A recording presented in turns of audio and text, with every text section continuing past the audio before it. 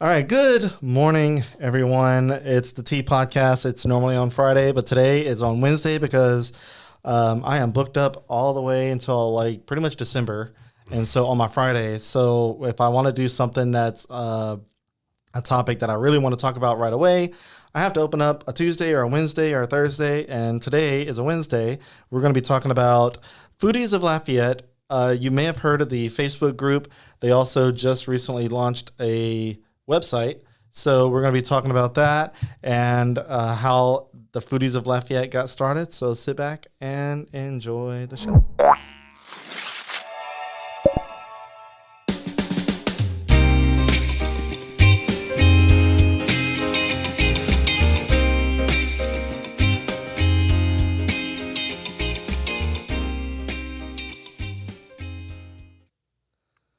Alrighty.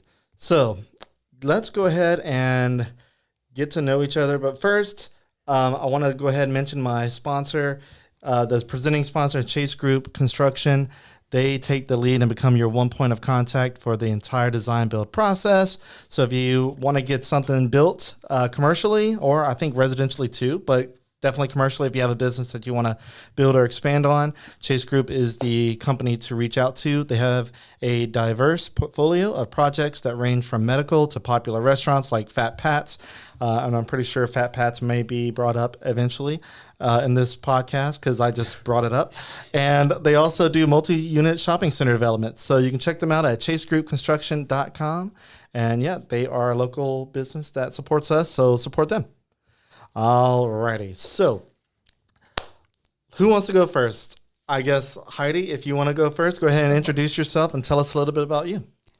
My name's Heidi McDonald. I love food a little bit too much. I guess that's the best way I can put it. I'm a financial advisor in my real life, but food is kind of my passion. Okay. And I like helping people and making things better. And so this just kind of seemed like a way to tie all that together and make things better. Yeah. That's about it. Yeah. All right. Well, we'll kind of dive in a little bit more.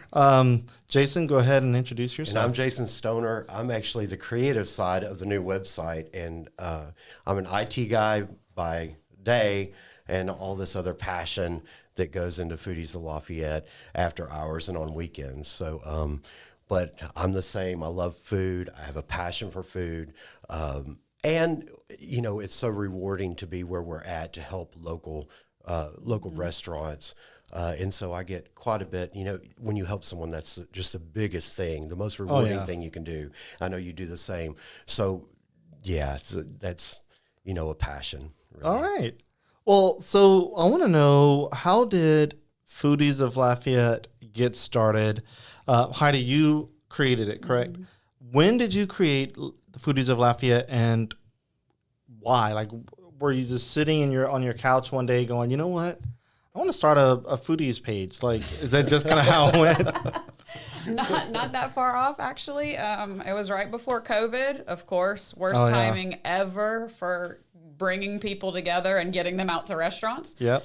But it was my favorite sushi place was having a hard time. Business gets slow. Advertising is expensive. Mm-hmm. And I just felt like there should be a way to fix that. And my friend Debbie DeGravel, yep, Debbie, calling you out. She happened to make a comment one day that I know where all the good places to eat are. Whenever we go out with our girlfriends, I always know where to eat. And I just kind of sat back one day and thought, you know, that's kind of right. I do know where to eat. And how can I tell other people where the good food is? And they can tell me where all the good food is that I don't know. Right. And then we don't have to worry about advertising being a problem. The businesses don't need to waste their money because none of us are listening to the advertising anyway. Nobody wants to be sold anything. But if we're not going to have advertising, then how do we exchange information in a meaningful way? Yeah. How do we find out where all the good places are? How do the restaurants tell us what their specials are or when they have new menu items or anything like that?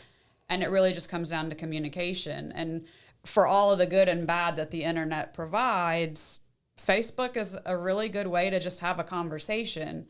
There's a lot of things that can go wrong, obviously. Yeah, all the time, sure. And So, of course, one of the first things that comes up is the negativity. Yeah. And so I guess that was really one of the first things very, very early on in talking with my husband and how to make it work, you know, because when you start talking about having a group and bringing people together, there's a million different issues that come up, and how do you solve each of those? And that was a big one. And so it just kind of seemed like the easiest way to solve it is keep it simple. Negativity is not allowed. It's not necessary. We don't need to know where the bad places are. It's not relevant.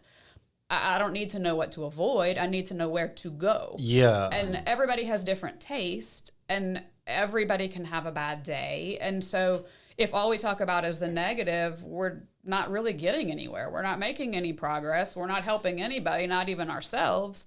But if we can just share the positives, then everybody wins, and we get the good food, we get to eat well, and the places that have it get to stay in business, and everybody's happy. It seems pretty easy. And, you know, one of the things is hard for people is being positive. And so when you have to force yourself to be positive, or you make a space for more positive energy only, it forces people out of that negativity box, because it's easy to be negative. Sure. You can be upset about everything, and it requires so much, I don't want to say less energy, but it feels like it's easier to be upset. But to be like, okay, so for example, restaurant reviews or reviews on a business at all, very rarely do you see anybody giving a review that it was good. When somebody asks for feedback, the feedback usually comes from the negativity. Yeah. Like, oh, That's correct. My service sucked. Yeah. My food was cold. You know, the same old thing that you kind of hear from a restaurant. And, you know, I feel like sometimes those people are looking to get something free or whatever have you. But hey, no hate to someone that's trying to do that if you need it. But to be positive, you almost have to go out of your way to like put positive energy out there. It feels like, for at least some people. It is. It takes a lot of energy. But I'll be honest, I really feel like food is the perfect space to do that, because food is what brings people together. There's not anything inherently negative about food. We all need it to survive. Right. And we all come together at a table as a family, as friends, as a community, especially in our area. I mean, Acadiana is built on food. It's what we do. So there's not a reason to have that negative component to it. And I think I'm always saying foodies do it better, and that's kind of become our thing. But, you know, my grandparents would always say life is too short to drink bad wine. And that's so true. Don't waste your time and energy on the things that aren't wonderful, right? And at the same time, they would also say that it only costs a little more to go first class. 100% true. That is true. But here's the thing. It doesn't have to mean money. It only costs more to go first class can mean it takes a little bit of effort. It takes a little bit of extra love, a little bit of extra time. And if we put forth those things to each other into our meal, our restaurateurs do it with their businesses every day. They're passionate about their business, and they put love into it. And then we feel that in their service and in the product that we're getting. And if we can just kind of, I don't know, wrap our arms around them as a member of our community that's providing that for us, and we can provide the business to support them, then we get to keep eating good, and they stay in business, and nobody has to pay for advertising, and we all get all the good food we want. And I don't know, I don't see a downside there. I think the positivity and keeping it positive also is key to the success of that group. It's, you know, because there's not very many places you can go on the internet that is all positive, that's butterflies and sunshine all the time. So it is nice to log in and see and share all positive views. It's unusual. It is a break. So I think that is key to the success and the members that we have. I don't think I caught it. When did the Foodies of Lafayette group get started? December of 2019. December of 2019. Wow. Right, but literally right okay, before right into COVID. Yeah, hit. you did mention that. Okay. I wanted to get everybody together at restaurants, and I've got this group of people, and then we can't get together anywhere, and everything is shut down. I guess the reason why I wanted to confirm on the start date or the founding date is that you guys, I think, have like 55,000 group members. Yeah, it's growing. Now. It's 56 now. Wow, yeah, it's a little nuts. The more members, the faster that grows. Yeah, like it used to be. We got 100 a week, and now it's well over 1,000. Or it's 800, 900 a week. Yeah, So and I don't know all the different reasons why it may be blowing up. Obviously, people love food, and you know there's always food things being posted there. But what I'm finding, at least you can correct me if I'm wrong because you guys are in the weeds more than I am. It feels like you mentioned, giving restaurants an outlet to be able to share specials and all that. I see a lot of promotion for businesses that we've never heard of. Yeah, absolutely. And like that have been in town probably for a year. And for me to not hear about them is pretty unique because I try to like find out about everything. But there's always a business that doesn't need to file a permit, just needs to move into a space, and it just kind of goes unseen by it just goes unseen by news people. And I guess you can say I'm news, but unless we're contacted by by those people, we don't know about them, or unless we look at like occupancy, certificates, then that you really have to dig. But there was one recently that was posted on the Foodies of Lafayette page. It was a Mexican restaurant. I can't pronounce the name. I know exactly. We will be going there next week. Yeah, we're going to Landry. Yeah. Yep. And I was like, and I think I've seen it before because I go on News 15, and I think it's in that area. It is. It's almost across the street right there. Yeah. And I was like, you know what? Looking at the pictures of the inside and like the food, I'm like, this looks really good. And like, why hasn't this been seen before? No advertising. That's why, though, but they that's do why post it works. on our page. But, they do. Well, post now, Foodies always know. That's the thing. People know what they're passionate about. Well, foodies are passionate about food. So if we just have enough foodies in one place, we'll know where all the good places are, right? And that's kind of what's happening. Is that there's enough of us now to find all those little holes in the walls, and we just have to tell each other. Yeah, and we get all the good stuff. So 55 or 56,000 people in the group now, and I'm pretty sure that's kind of spread out. There's probably people from out of state, I'm assuming, and then a lot of it's probably centralized in Lafayette. But like even our following, I think we have.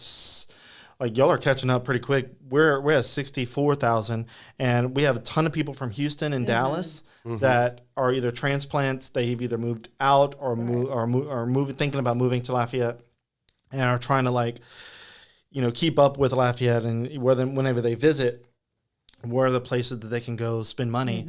And I'm pretty sure it's something similar to that. So you have a lot of people that are in the group providing information, and the people that are here that know all the good places, those people are like little angels floating around the thing, because like all of a sudden it's like that's it. Now I just need somebody to open one in all the cities that we travel to, because every time I go somewhere now, I'm looking for the same thing. And but you know what, you need people like you guys, like myself, to want to do something and want to put energy into doing something like that. And sometimes people try and it doesn't catch, and they get discouraged. Some people want to do it for money. They want to get a paycheck out of it.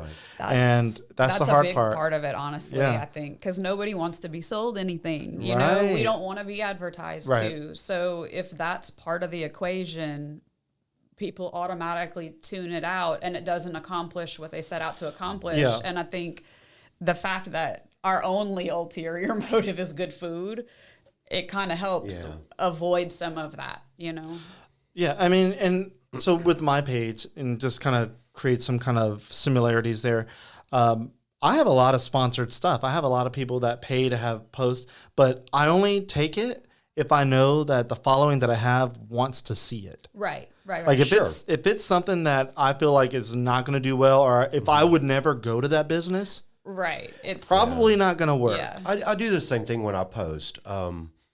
I will post on what I know is good, because I want our members to go have a good experience. And then Jason Stoner says it's good, so it's good. Yeah, you want to have experienced it. Yeah. So you will post on something that I had a bad experience, and I will say nothing at all.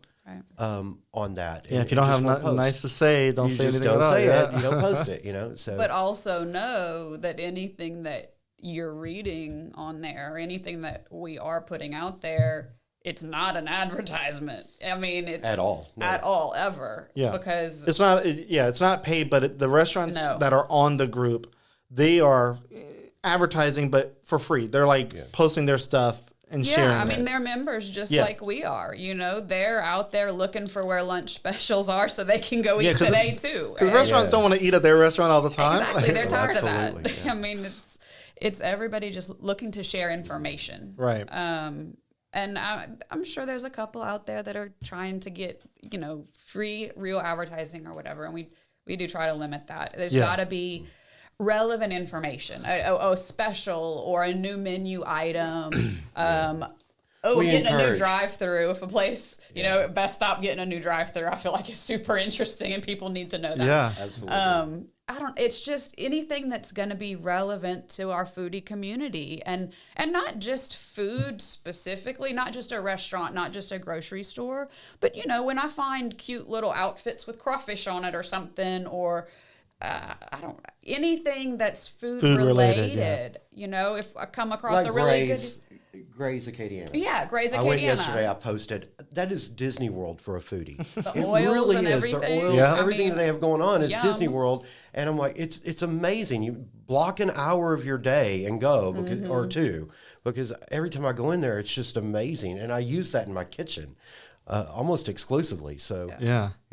Well, I got to get my sponsors read here, so we'll continue the conversation, and I want to kind of get to know, Jason, your part of this and how you came in. So once I get my sponsors read, we'll dive in a little bit deeper.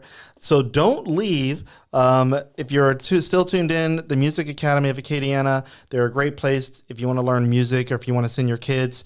If you have kids that are interested in music or even slightly, check them out. They can help you unleash your music potential with the different varieties of instruments that they have. So they have piano, guitar, voice. Voice is an instrument. You can play drums, violin, saxophone, flute, audio production, all that stuff. They have an experienced set of instructors that cater to students of all ages and styles. They've even sent graduates to college and to major music competitions like American Idol and The Voice. Really cool. Founded locally by Tim Benson, a UL Lafayette Music School graduate. They've won national recognition and are consistently voted as a top finalist in the, I think, Best of Acadiana since 2016. And so their goal is to make music lessons fun, educational, and to help foster the next generation of musicians and creative thinkers. Their website's on the screen. It's musicacademyacadiana.com. And then our next sponsor is EPS, or Electronic Protection Systems. So they do both home security and whole home water conditioning systems. They've been around for over 20 years. Basically, we got connected by them basically selling their services to me. We got a new house. They showed up. They said, hey, do you need a security system? I said, I have one, but I think it costs too much, and I'm looking for something different. And so they were just happened to be there, and I switched over. It was cheaper. The equipment's better, and I'm happy with it. And so I've been a user of their equipment for a while now, before the sponsor happened. And then also they got a water system they started kind of pushing, and it helps clean your water up in your house. So like all the hard water and the chlorine smell, and they have a filtration system. It's really cool. And so now whenever I take a shower, my water feels really nice and soft. I love it. So if you want to get some good security or some good water in your home, check out EPS at EPS Online or EPS-online.com, or you can check out this link right here on the screen. It's link.developinglafayette.com/EPS. If you click that link and you get connected with EPS through that link, I'm going to make some money. So help me out.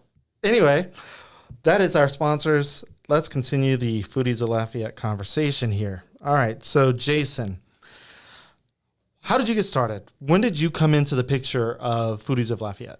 I actually came in to the picture in January of 2020. So really right after she started. Yeah, right in there. Heidi and I did not know each other. And I just came on as a regular member, And very shortly after that, she I guess we clicked. Had not met each other still, but she made me a moderator. So I was one of the first moderators. I got her vision, I understood it, and how to keep it positive, and I was able to help out with that. And really a pretty active member, because I do lots of things in the kitchen with food. Stephen and I do a Sunday dinner. It's once a month now. We never repeat. It is over the top. And at this point, since our kids moved out of state, we're doing that with members instead. And so I've never met some of these people come to my dinner table, and it's just fun. And like I said, everything changes out. So being active in that way as a member is really fun for me. And it's just turned into, like I said before, a passion, with this. And I just love the page. I love being part of it and everything that's going on. Do you know what number you were when you first got on the group? I do not. I know it was under 1,000, I'm sure. Yeah, at that point it was way early. The funny thing is we have a ton of mutual friends, and good friends of mine knew her. But I want to say it was probably a year before I met you in person. Oh, yeah, or more. At least. Or more, yeah. It was crazy because we would go to the same ball, but I never hooked up. And, everything that we were doing, we were around each other, but we never hooked up. And nice. I remember thinking back, that is so crazy. That's really true, I find, for a bunch of our members, though, honestly. That's been a really surprising thing that's come out of this, at least as far as I'm concerned. Because, on Facebook, I only accept friends that I know in real life. I'm not just out there on every social media. I'm not a tech person, and so I didn't really anticipate meeting people. I did it just for my friends to say, hey, this is where we're going to eat lunch, and, let's see if we can make a little bit of a difference kind of thing. And now Jason's one of my best friends and business partner. And I think the mutual friendships, if you look out across our members, there's a ton of that overlap. And that's something that we've kind of talked about a lot now over the years, is how that happens. It's kind of like we figured out how to put a filter on Lafayette somehow. I don't know. The connection is good people that care about each other and their community. And I guarantee you, if you go look at the 56,000 people that are members, you've got mutual friends out there, and you're already friends with some of these people. It's amazing. Yeah. And it's neat because it gives us a way to kind of connect with people that we wouldn't normally, I guess. We're all busy. Life is busy. And we don't spend the amount of time in person or on the phone anymore like we used to connecting with people. Especially since COVID. Yeah. Oh, yeah, absolutely. Since COVID. But the same thing, what she's saying, Kimvo. Yeah. She's become a friend. Like, she's a good friend of mine. We met through the Foodies. Joseph. And I see her name a lot. Well, Kim is and Tiffany magical. And Tiffany, Job, and really our whole moderator team, we're all good friends. How many moderators do y'all have? 7 now. There are 7. 7? Yeah. Okay. So that's 7 excluding you as a moderator, right? Because you moderate, I'm sure. Yeah, I do. I was actually including me. Okay, well, so 7, yes. But it's just kind of multiplied exponentially. Yeah. So do you have, how do you determine when you need another moderator?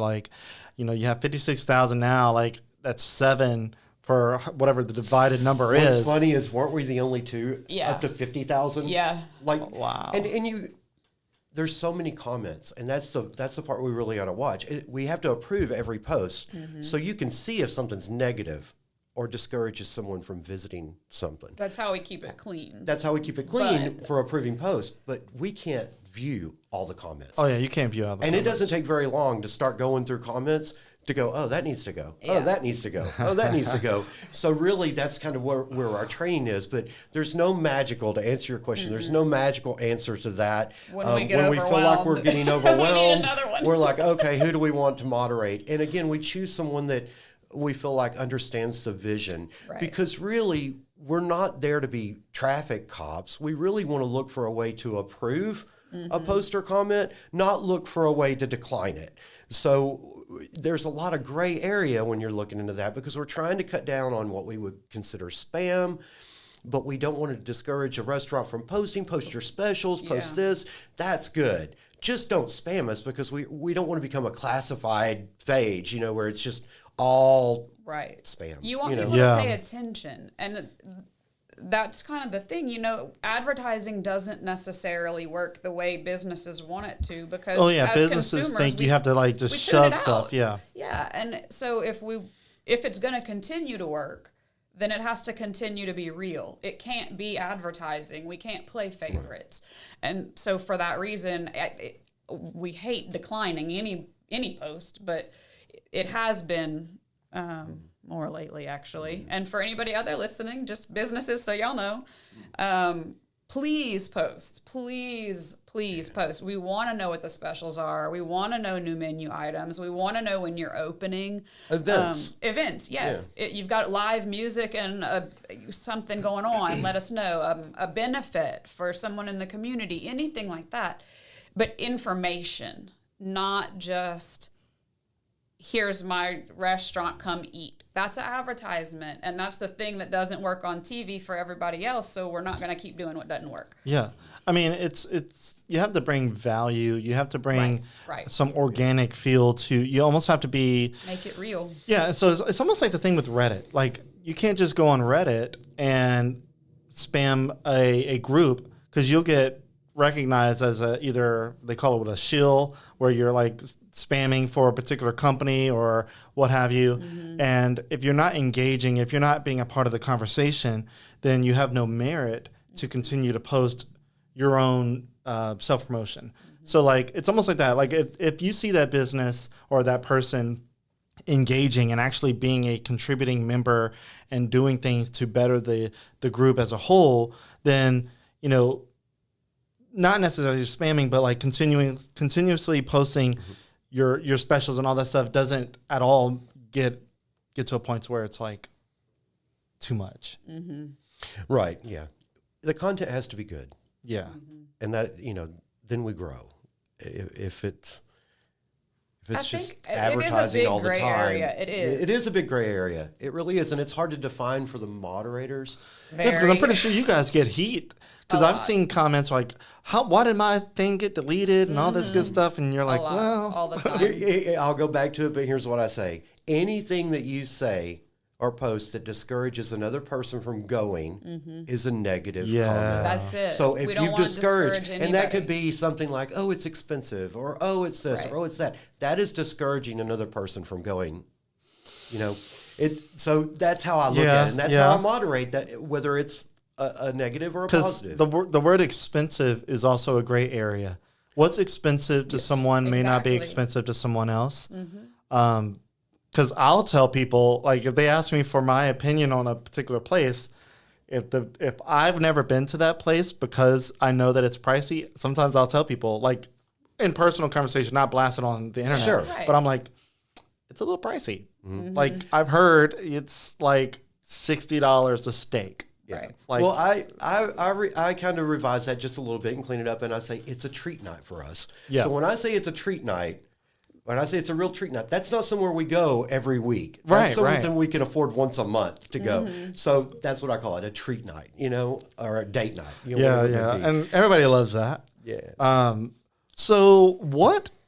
Now that you've been doing this for about 3 years now, maybe almost 4, I think, because we're almost in 2024, which is crazy.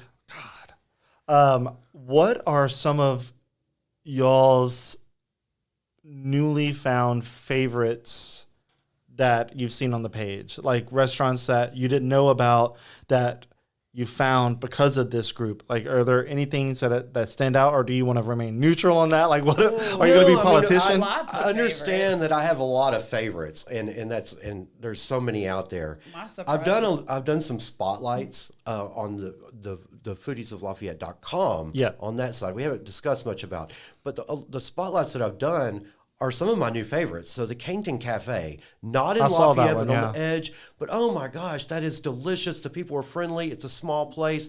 The Bus Stop Bistro, they're actually on our list for Culinary Excellence Award. They are. There's 7 panel members on that, and someone recommended that. So I went, and oh my gosh, again, I'm like, this is amazing. They're doing some really good food there, and they're just great guys, So I have several favorites that Soul House. I love Soul House. It's close to my house. And That signature Yakima is amazing. Dang Nguyen is amazing. He has those 3 restaurants. He has Blue Basil, he has Saigon, he has Soul House. And for him to pull off Cajun the way he does floors me, because it really is good. And the Yakima. The depth of his flavors. Have you had the Yakima? Have you been there? Yeah, I've been to Soul House, but I haven't had any of the food yet. Do the signature Yakima. It is surf and turf. Surf and turf. It's got a crab leg. It's got some shrimp. Okay. Oh my gosh! And really that soup is amazing. Yeah. I would say another surprise to me was Kevin's seafood. A surprise. I guess just because I have a tendency to... Not judging a book by its cover, it seems very simple, right? Oh, one of my absolute favorite things is ballpark nachos, okay? So it doesn't matter to me where or how. It doesn't have to be bougie in any kind of way. It needs to be good for what it is. But I had never heard of Kevin's. I had no reference point. And I guess I was thinking, oh, well, they do fried food and fried rice, and how wonderful could that possibly be? But okay.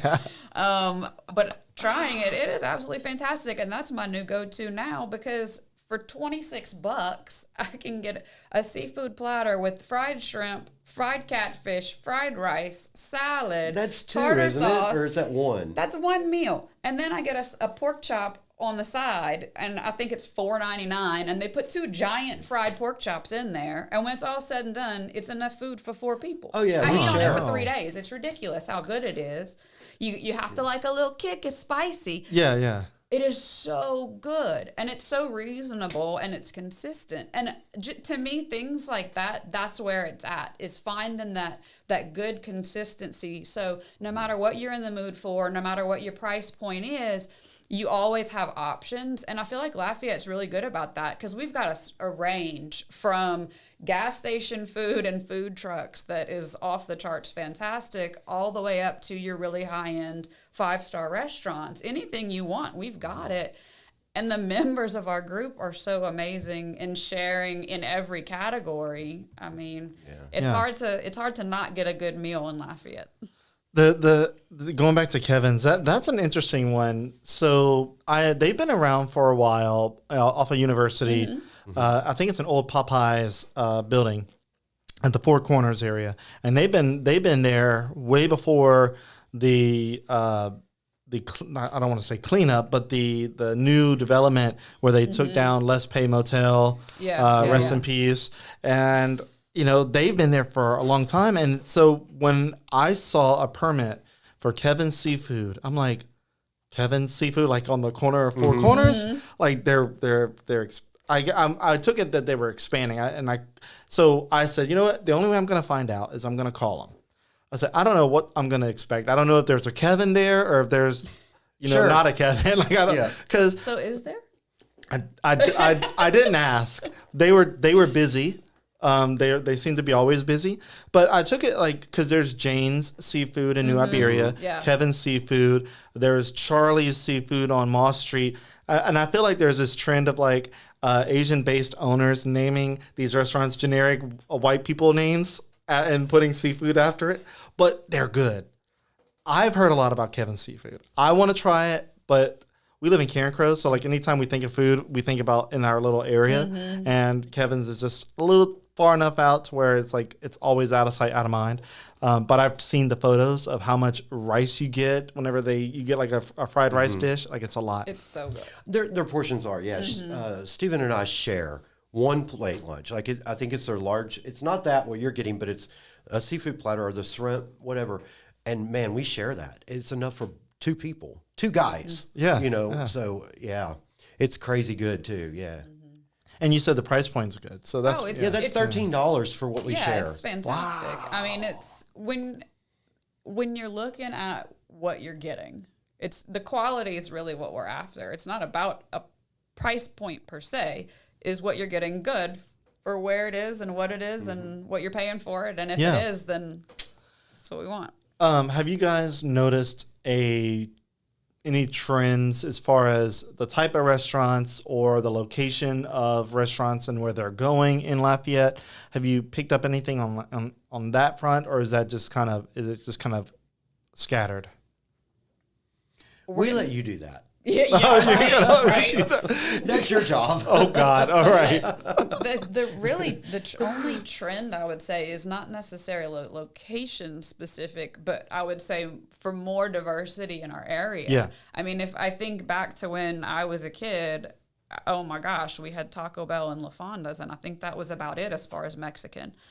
And it wasn't a lot better for anything else. And now, I mean, we've got somebody that's doing African food. We've got Jamaican food. We've got Honduran. I mean, we've always had pretty good Thai, actually. But, I mean, the variety of food that you can get now is fantastic. And I think the bigger that the group gets, the more conversation that we have, right. The more recognition that we have people in our area that want a variety of food, that want good food. I think the more support we have for that, the more entrepreneurs we can bring into our area, the more chefs we can bring into our area, the better food we can get. So if I had to say what a goal going forward for the group is, I will throw this one out there. Anybody listening? We want all the good food in Lafayette. And I think if we don't need the restaurants to advertise, if we can advertise for ourselves, then that makes it a better business opportunity for those entrepreneurs, because you don't have to have the capital to advertise if you have a community that's going to support you and do that on your behalf. And I think that makes Lafayette a more welcoming place for businesses, particularly in an industry that we love and cater to already. So I think, hey, businesses, come bring us your good food. But do make the drive too, not just Lafayette, but just last week we went to a show down in New Iberia, SpongeBob SquarePants. Oh, yeah. So we went down there and we decided to have dinner at Sushi Mizu. They have soup dumplings. They're an appetizer size, but they have soup dumplings. I'm not aware of those anywhere around here. I don't think they are. Because, and so the soup is inside the dumpling. It's a process. Actually, we're about to make some at home, but nice. All right. It's a process, but I found them down there. Mm-hmm. And so make the drive. Make the drive out to Cankton. Make the drive to Kevin's from Karen. I know. Yeah, we're not in L.A. Everything is 6 miles away. I know. It's not that far away. That's me in Broussard. I live off a ridge road, but going to Broussard seems like I'm going to another country. Sometimes. I know. And I have some really good places out there. Deuces is out there. Mrs. B's Sweet Treats. I love them. I love. Yep. But that couple is a power couple in the foodies world. I mean, he and his powders, his so seasonings. Sweet. So why don't we, in your opinion, I guess that's where I'll start it. Why doesn't Lafayette have even more variety than we already do? I mean, I think I know like some potential answer, but like I wanted to hear from you guys. Like, since you're more ingrained in the foodie world, why isn't Lafayette more diverse than what we are? We are diverse, but like, why aren't we more diverse? Because there's things that people say. Perception. Mm-hmm. Can you expand on that? Lack of support. Mm-hmm. Lafayette has a reputation for being very small-minded still. And over the past 20 years, I would say, maybe 20, it's changed a lot. We've got a lot more diversity with our restaurants, obviously. We just talked about that. But the perception still exists that there's not going to be support. And the truth is, without a way to share information to get that support, there wouldn't be any, and they would close. And that's what's happened, is every time somebody has tried to start something, they didn't have the support and they couldn't stay open. And so that's what we're trying to fix. Yeah. Lafayette is very unforgiving too. Yeah. If you go, if you have a bad experience one time, that's it. If you go to a soft opening, which is supposed to be all about fixing problems, right? You won't go back if it's a bad experience. Yeah. Like it was not a soft opening. And it's so I try not to go to those because I don't want to see the bad. I just want to go and I want it to be fantastic, so I can post and I can say this is fantastic.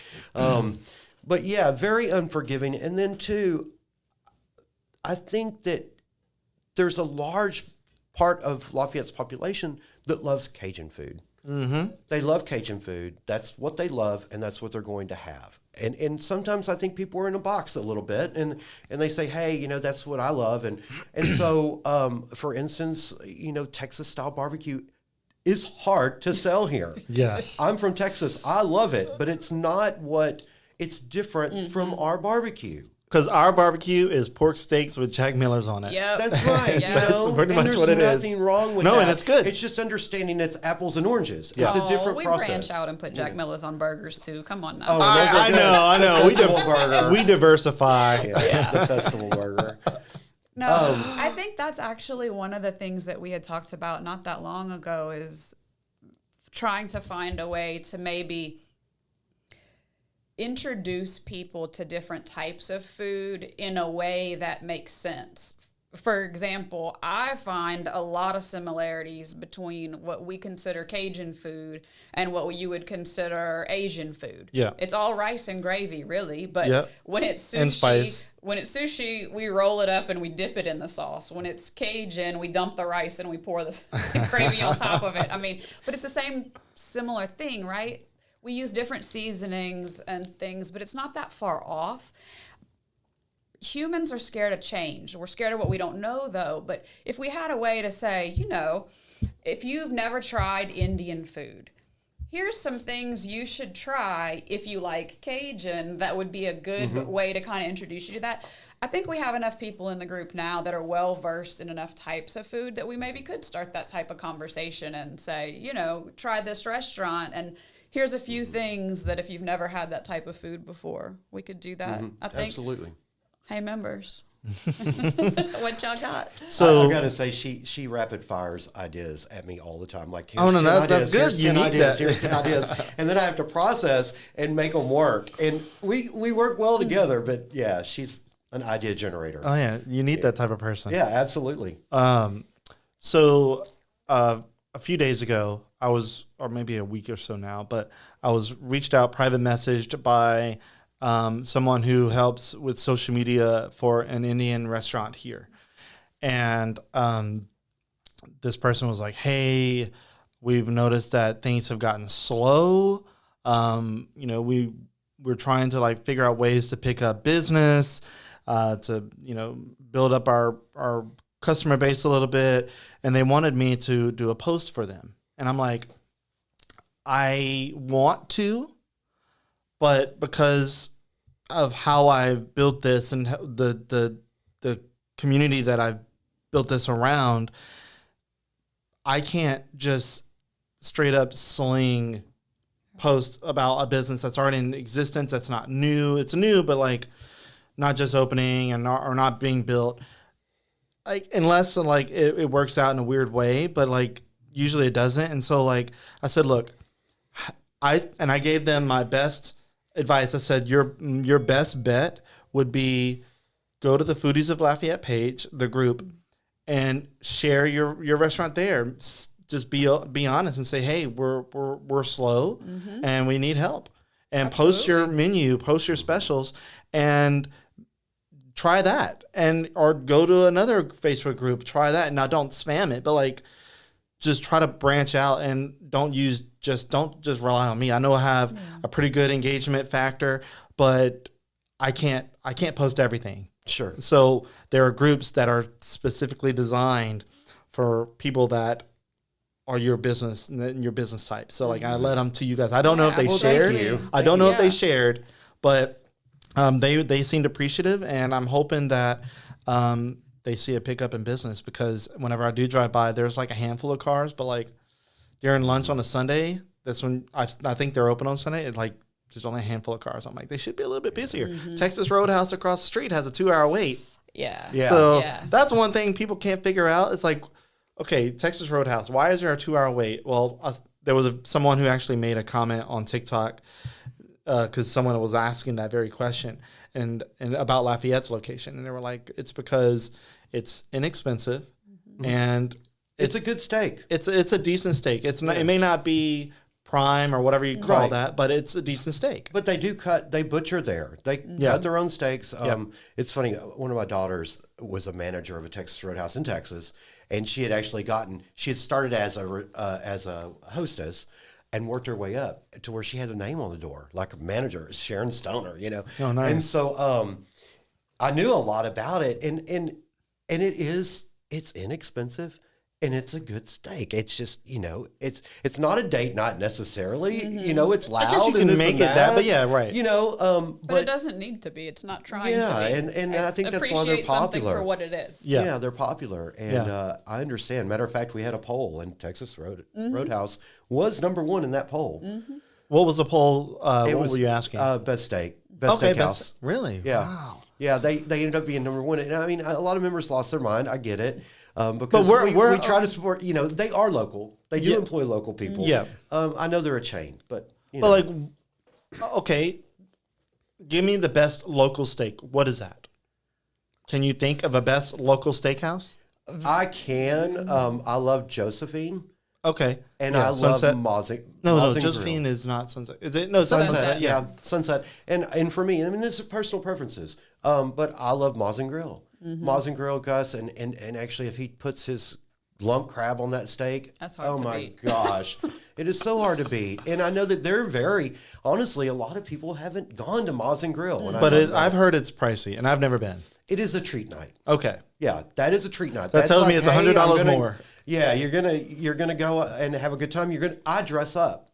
That's part of the experience. Wow. Yeah, so I will put on a jacket. I'll put on, it's not like you have to, because there's still people in Crocs. I've seen people in khaki shorts at Ruth Chris. Absolutely. And that's okay. That's okay. But for me, it's a treat night, so I'm going to dress. I'm going to feel good.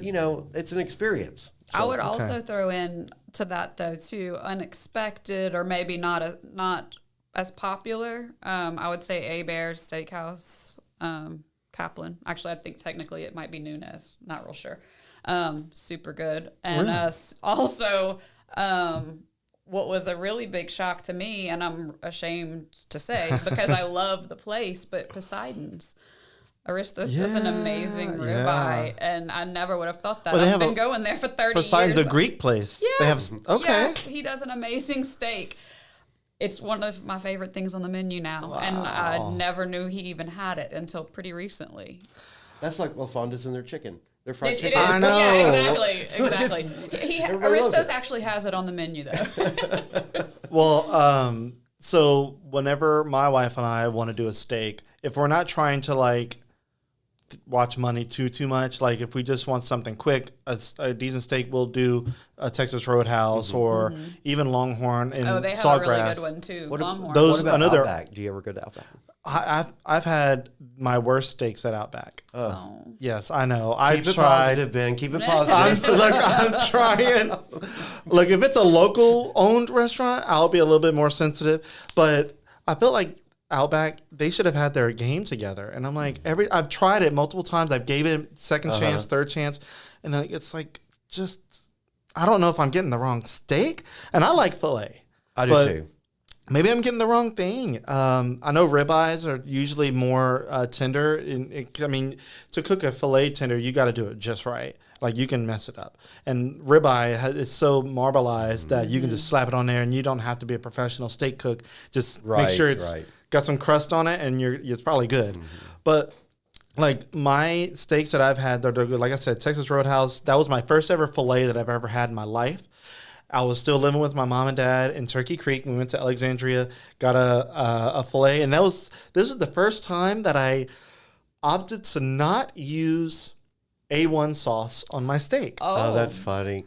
And I was quite a graduation. I was like maybe around 20 or just under 20, some in that range, and I've always had steak sauce. Not ketchup. I won't do ketchup in steak. Texans say if you need steak sauce, it's not a good steak. Exactly. I thought that was the rule, honestly. Yeah, it is. I thought that was but the rule. I've just gotten to where I'll have topping like the lump crab or even mushrooms. I've just gotten to where I'll do that. That's totally different. Yeah, that it is doesn't different. count. But okay, I ordered this filet and I was excited about it because I was like, it's like if on the menu as Texas Roadhouse, it's like the premier steak. Like for almost every restaurant, it's like the premier steak. Like that's the one that is the fanciest. And whenever I ordered it, the table next to us overheard me ordering the filet, and the guy was like, "You better not put A1 Texas sauce on that or whatever." And I was like, "Okay, like don't put A1 sauce on it. He's like, this steak, if the steak is good enough, you don't eat it. I'm like, all right. And they talk just like that too. It was Alexandria. Yeah. And I'm like, okay, well, I'm not going to put A1 steak sauce on my steak. Now, I'm going to try it. Medium or? So another growth moment for me. You telling on yourself now. I'm going to be honest here.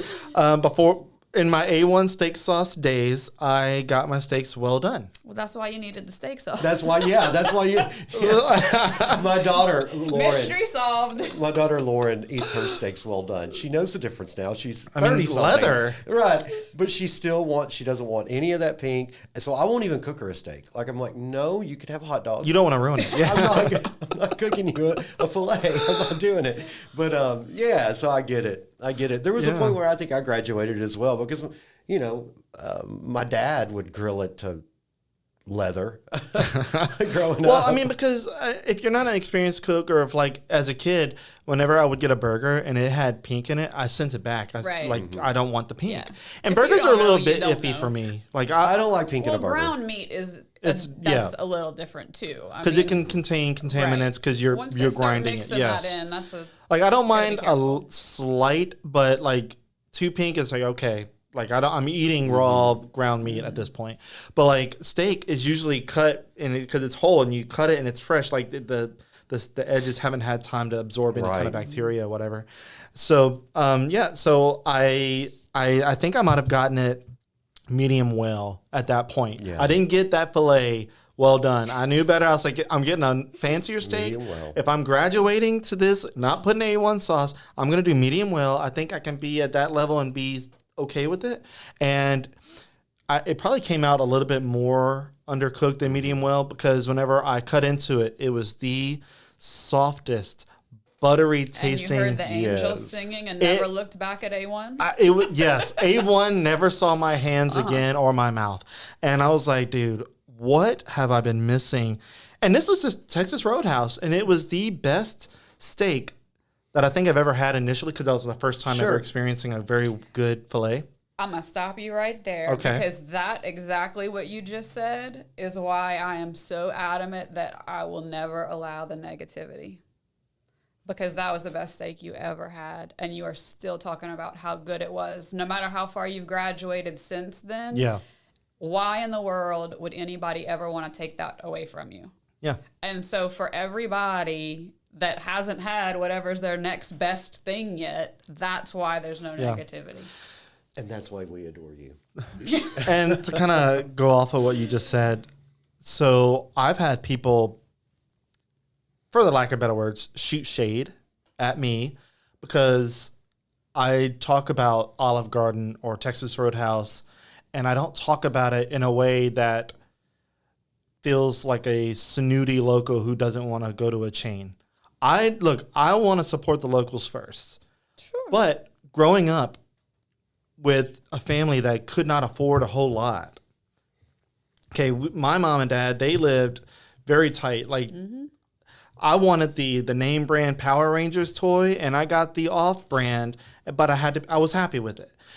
So anytime as a family that we would go out, but eat affordably, but nice enough to where my mom and dad didn't feel like they were struggling. So Chili's was a staple for us. And so me and my little boy and my wife will still go to Chili's just because it's familiar and it's cheaper. It has gotten more expensive. Everything has. Everything has. But whenever I talk about things like that, those are things that I experienced as a kid growing up. And so those were the things I knew. Like we would come to Lafayette for Olive Garden. Our big family trip, usually like we go get groceries, it's either Ville Platte or Alexandria. When we came to Lafayette, it was for Olive Garden because there was no other Olive Garden within a 50 to 100 mile radius of Alexandria. So, and we would always have advertisements sent to us. Thanks, KTC and KLFY for doing that. So our family were like, wow, we really want a nice Italian dinner. And like for us, Olive Garden was a nice Italian dinner. I didn't know about Antoni's. I didn't know about Amanelli's. I didn't know about Rufino's and all these other places that are arguably better. But we knew, okay, Olive Garden, they have the breadsticks, they have the stuff. And another story, one of my first times at Olive Garden, I did not eat salad. I hated salad. Olive Garden is the reason why I eat salad today. I still buy It's their so dressing. good, yeah. All the Yeah, time. their dressing is good. I keep back stock in my pantry so that I never run out. So You could go at lunch and have salad and breadsticks, and we would do that in Dallas. yeah, and the little town I grew up in too, we had gas station food. Like a 20-mile radius around us was just gas stations, and some of the best food around and here is it's at gas good. stations. It's good, but like, Ask Al. but it's just I think that's where a lot of my not fascination, but just experiences with food outside of that 20-mile, 30-mile radius is a lot of it was changed because that's what was advertised to us. We didn't know about all the other stuff, the other options that were better. And then whenever I moved here in 2010, I started realizing like, okay, I still like the Texas Roadhouse. I still like the Olive Garden, but there's like this place that looks really cool. And I hear people talking about this place. And whenever I try them, I'm like, okay, I'm going to go here from now on. But like there are times when my wife and I, we just crave Olive Garden. We want the dressing. We want the salad. We want the breadsticks. And, you know, I like my little tour of Italy or whatever you want to get, you know? Oh, that's right. Yeah. And the same thing. I understand what you're saying because I'm from Dallas. And honestly, being there, we ate at a lot of chains. They were readily available. They were right there. Yeah. Oh, yeah. But after I moved here, I always go back and see my family because they're there. And we would go to a Chewy's. And it was so special to get to go to Chewy's. Like, oh my gosh, we didn't have one here. Now that we have one, I You don't hardly go, walk huh? in there. You know, it's like, Of course. that isn't where I'm going. But it was such a treat to go when we went to Dallas. I'm like, Yeah. oh, I wish we had a Chewy's, you know? Yeah. That's like my brother. They live in New Orleans, and whenever they come to Lafayette, they typically mention Chewy's a lot. And I'm like, there's this other place. There's like Pedro's. We love Pedro's. Pedro's. I'm like, we can go there. They have really good like drinks there, and like, but you know, some people just want that that thing that they crave, that whatever that is, and sometimes it's the chain restaurant. But It's the creamy jalapeno dip. it's that too. Oh, That's yes. good. You can Can put eat that that on. with No a lie. straw. Okay, so we're at 56 minutes. We went over a little bit, but because we got on our food talk here, the website. Why you guys have the Facebook group? Now you're going into a website, so you're going to have both in tandem, right? What's the reason for the website? Why did you guys feel led to create a website for Foodies of Lafayette? I got you. Facebook, posts on Facebook are gone in no time. So Yes. you know, when you're in social media, it is a churning. 2 days max, 3 days if you're churning. lucky. You've got to put the content out there and content. The same is true with what we're doing with the website in some ways. But the website allows me to do, I'm going to call them spotlights because the restaurant spotlight is going to change to Foodie Spotlight. But Nice. I'm going to call it a spotlight. And it allows us to have these blogs out there that highlight these restaurants, and it's not gone in 30 minutes. It stays out there. Also, I want to encourage, because we haven't seen the traffic we want to, but I want to encourage our members to post recipes. There is a form you fill out, you put your recipe in. I want to encourage them to do that. If you And love a events. recipe, and then also events. So I've added a lot of markets to that event calendar, but it's a nice little calendar where you can pull up and see what's going on this weekend, or I think it holds 2 months worth of events in there. But I'm encouraging them to use that feature, use the spotlights, and then also the site allowed us to merchandise and sell some foodie merchandise that is branded with FOL. Yeah, or like your not shoes that you're wearing. or my shoes. Yeah, my shoes. And I got to say this about the products. The products that I've ordered, like these shoes, or like I have an apron, I have a hat. The embroidery is great. The product is like these shoes are branded inside with FOL, like on the inside. So the quality of the products that we have ordered personally has been good, which is a great thing because we wouldn't use it if it wasn't. No, Yeah. it has to be real. It has Everything has to be real. Foodies do it better. Foodies do it better. Foodies Yep. do it better. So that we want that quality to be high quality. We don't want it to be crap. And so that's what we found from the items that we've ordered personally for ourselves is, and we can't order them all. I don't have that much money, but so there's that thing, those out there as well. But I want it to be a really good resource that is there for That's it. Resource. A That's good the word. resource for to extend our page. We have the following there. So and I mean, and with like you said, with as far as longevity, with Facebook or any social media, it's hard to find a post that you've seen. After 3 or 4 days, you're like, okay, what was there? So, you find yourself like typing in the search bar like words that you think that were in that post, and you might get lucky if you find it, or if you go and like look and do several swipes on the group. But what's good about the website, at least from my experience, because I have a website and a page, the website it's all SEO driven. So like if somebody wants to look up something that you posted, but it might have been a month or two ago, or even 2 or 3 years ago, they go to Google and like, hey, tell me about this place, or what was this restaurant or this business? And if I posted about it, like my link is usually the first one to come up, because not too many other people wrote about it, and mine has enough traffic to where Google's like, hey, we're going to prioritize your post. Right. And so I get a lot of residual traffic on posts that are old, just because of the fact that I have a website that keeps driving those people. So good on you guys for going into the website side, but it's a challenge to build up the traffic. It is. We want it to be a place where where foodies can get things that are beneficial to them. I mean, the recipe thing is going to be as good as our members make it, Yeah. The more recipes that people share, the more that we all have at our disposal. Same thing with the events calendar. The more people that are going in and adding the events that they know about, the festivals and the benefits and the whatever it is, the more useful it is to everybody else. And we're loading as much as we can, as fast as we can. But, I mean, we both have full-time jobs and families. The more that other people can help us load some of that stuff, the better off everybody is. So. And actually, there's a 5% discount for a recipe. So send a recipe in. I'll give you a discount code. Nice. All right. Little perk. So speaking of money, does a Facebook group make any money at all? No. Goose egg. No, we're not making any money. There's no money to be made there. Everything that we do is to help. And it will remain that way in the group. It will remain.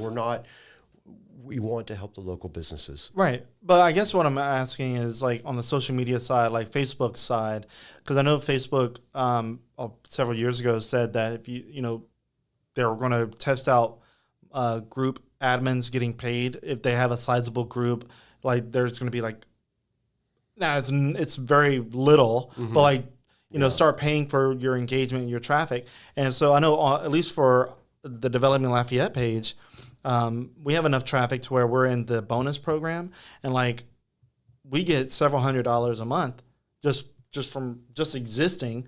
And so I didn't know if you guys with your 56,000, like, and it may be a matter of we haven't looked into that. Okay. Yeah. I mean, we didn't start this to right. make money. To be honest, the only reason we even kind of got into the merchandise side of things at all is as a way to raise money, because people kept asking us how they could help to support these restaurants, and we didn't have a way for them to help other than to say, go eat, go spend your money there, go eat at the restaurant. And the merchandise gives us a way to do that, for it to be stuff that foodies actually want, but also to have a percentage of that go to a donor advised fund that then we can turn around and spend to support the culinary community around here. And the website's not free. I mean, you got to pay a little bit for the website. No, we're paying for it, but we're not making luckily I'm in IT, and that website I did. Actually, I did it in about a month. Yeah. There you go. So I'm able to work that angle of it without having to pay for design and this and that. So that very helps. helpful. Yeah. All right. Well, I think I'm good. This has been very, very insightful. A lot of good tidbits to take away. Is there anything that we did not mention or talk about that you guys thought we would or should have? I'm good. You're good. Yeah, all right. I think we're good. Thank you so much. Yeah, thanks for having us. Yeah, thank you for coming on. It's good. The talking about restaurants is always good with me, because, like you said, we're a very big foodie town, and so you honestly, and I joke about this, but it's true. I literally, and I feel like this is South Louisiana, maybe a little bit North Louisiana, but they're a little bit different group.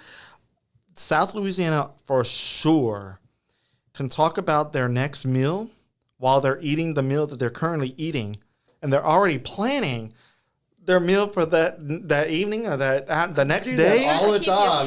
Like, hey, what do you want for dinner? Hard work. It is, but it's just like, it's so funny. It's like, so like my wife will ask me after we had just eaten lunch or dinner, she's like, what do you want to do for lunch or dinner the next, like this day? Or like, I'm like, I don't know. I just ate. Like I really don't know what I'm going to be in the mood for. I made my husband crazy with the same one. But it's just funny. It's just interesting that we can talk about food anytime, during food, during, after. Like, it's just wild. We're a different breed over here. Yeah. Well, cool. That is it, man. I hope you guys have a great rest of your day, and good luck with everything with the website and the Facebook group. Obviously, I'm on the group, and I enjoy it. I started reading a little bit of the posts on the website, so I'm enjoying the progress and seeing where you guys take it. Thank you so much, Ben. All right. Well, y'all have a good one. And, guys, that is it. I'm going to hopefully try to have the audio versions of this edited soon. I have like 10 of them I got to edit. I'm slacking. But, anyway, you can watch it on Facebook or YouTube. And, yeah, I appreciate you guys, and y'all have a great one.